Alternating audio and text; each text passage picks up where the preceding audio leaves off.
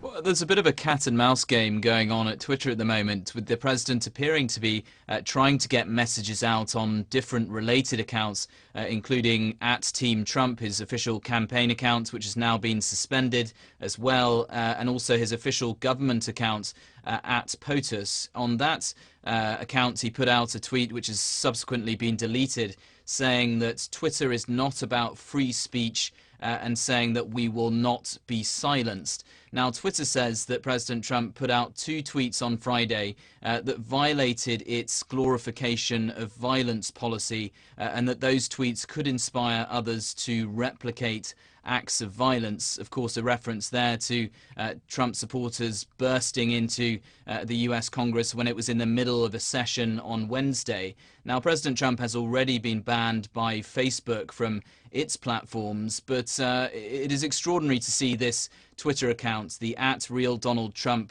account, that has just been at the very heart of President Trump's presidency.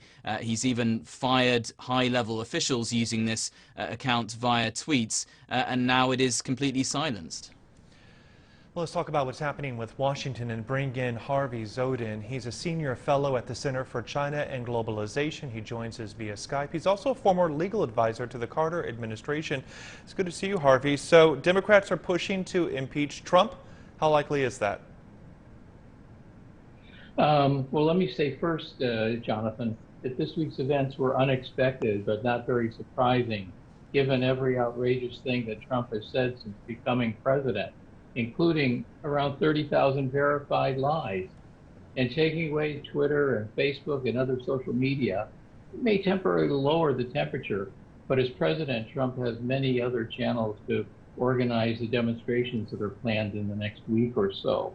And I worry that he'll create more chaos and his followers will create more chaos. But I can tell you that the US government will definitely mount a massive effort to ensure order this time. But House Democrats are in fact moving ahead with an article of impeachment charging President Trump with incitement of insurrection. And that means encouraging a violent rebellion against the US government. And while the situation is fast changing, impeachment, meaning indicting the president, is very likely. A Senate trial, however, is not, unless it's after Trump in fact leaves office, when the Democrats control both chambers.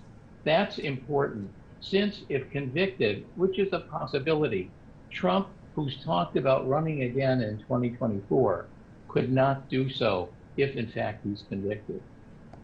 And he would be the second president to face impeachment. I'm sorry, the first president to face two impeachments here now in American history. So let's talk about after the inauguration of Joe Biden here. There's talk that Trump may face charges after leaving office, including from federal investigators who are looking into his role in inciting the crowds to attack Capitol Hill. How concerned should he be about these legal possibilities? Jonathan, he should be very concerned, because even without the attempted coup, which he encouraged, President Trump was destined to spend most of the rest of his life in courtrooms and possibly in prison. Even if he were to shamelessly pardon himself against the federal crimes whose legality is uncertain, he still faces a virtual tsunami of state and local charges.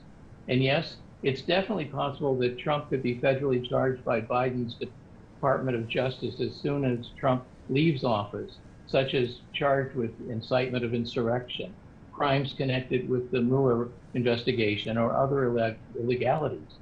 It's no wonder that Trump fought so hard for re-election, because he knew the bleak alternative has now become his reality, his nightmare. But what worries me personally is that something that should worry every one of our 8 billion fellow global citizens is that for the next 265 hours until Biden is inaugurated, Trump alone will have his finger on the nuclear button. And there's not a damn thing anyone can do to stop him from using it. I'm very worried. Well, Nancy Pelosi says she has addressed that with some of his chief military leaders, and a lot of people certainly, though, are watching the clock here as the countdown moves on to when Joe Biden will take over at the White House. Harvey Zodin with the Center for China and Globalization, thanks for your time.